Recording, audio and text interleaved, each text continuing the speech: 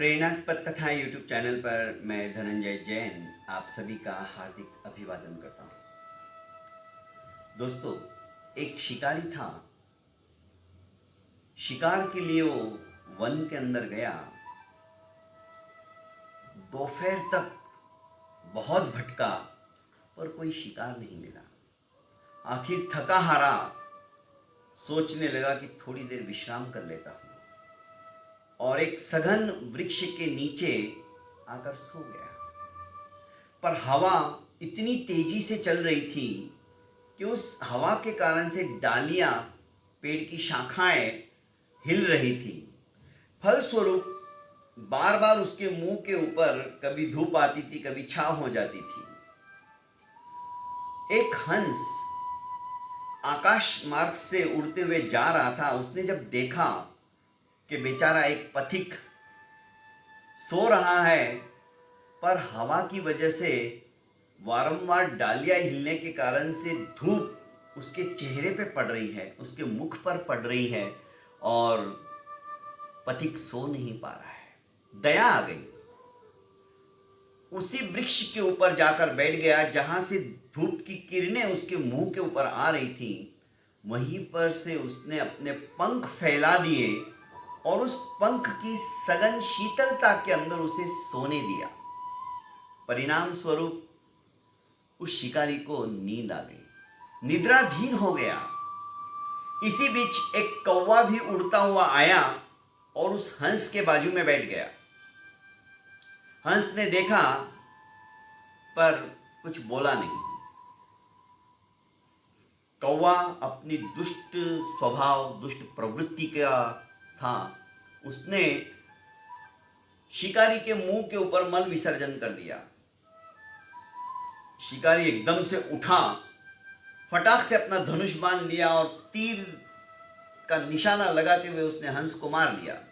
हंस को जैसे ही बाण लगा, हंस फड़फड़ाता हुआ नीचे आ गिरा। हंस ने कहा, हे भद्र पुरुष, मैंने क्या गलती की? मैं तो तुम्हें अपने पंखों से छाया दे रहा था ताकि तुम्हारी नींद में दखल ना पड़े, तुम्हें आराम से नींद आ जाए। वो तो कौवा मल विसर्जन करके उड़ गया। मैंने क्या गलती की जो तुमने मुझे मार दिया? क्या उपकारी का बदला इस तरह से अपकार करके देना होता है? शिकारी बोला कि तुम सचमुच में उच्च परिवार के हो। जैसे तुम्हारा तन एकदम स्वच्छ शुभ्र है, वैसी ही तुम्हारी सोच भी बहुत अच्छी है। पर तुमने एक गलती की।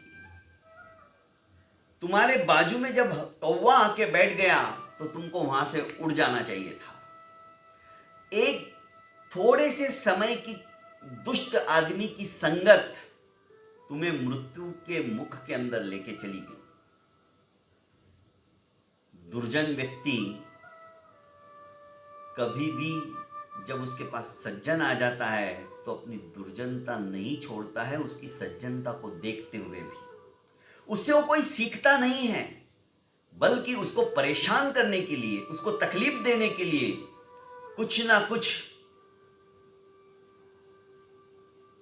दुर्व्यवहार करते हुए वहां से निकल भागता है। और आज परिणाम यह हुआ कि तुम्हें कराल काल के गाल के अंदर समाविष्ट होना पड़ा। मुझे खेद है कि मैंने भी बिना सोचे समझे फटाक से तीर कमान उठा लिया और तुम्हें मार दिया।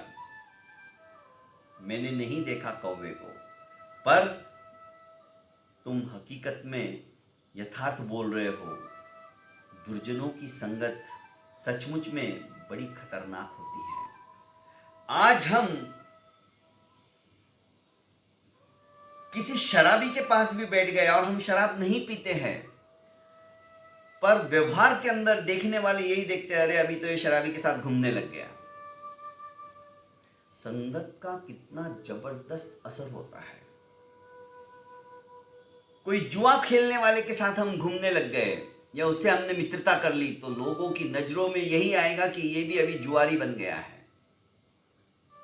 दोस्तों, कभी भी संगत करो तो अच्छे लोगों की करो, हम कक्ष लोगों की करो, उनके विचार अच्छे हो, उनकी क्रिया अच्छी हो, उनका आचार अच्छा हो, जिससे कि हमारा जीवन भी सफलता की ओर अग्रसर होता रहे। बहुत बहुत धन्यवाद दोस्तों। कहानी छोटी सी है पर कहानी बहुत कुछ नसीहत देके चली जाती है। हमारे अपने बच्चों को भी हम अच्छे संस्कार देने के साथ साथ ये बताते जाए कि सामने वाले से तुम जो मित्रता कर रहे हो वो मित्र कैसा है, उसका स्वभाव कैसा है, उसका शील कैसा है, उसका आचरण कैसा है। यदि हम इस तरह से संस्कार बच्चों को भी देंगे तो मैं समझता हूँ कि हम अपने कर्तव्य से कभी भी विमुख नहीं हो पाएंगे, हम अपने कर्तव्य पर खरे उतरेंगे।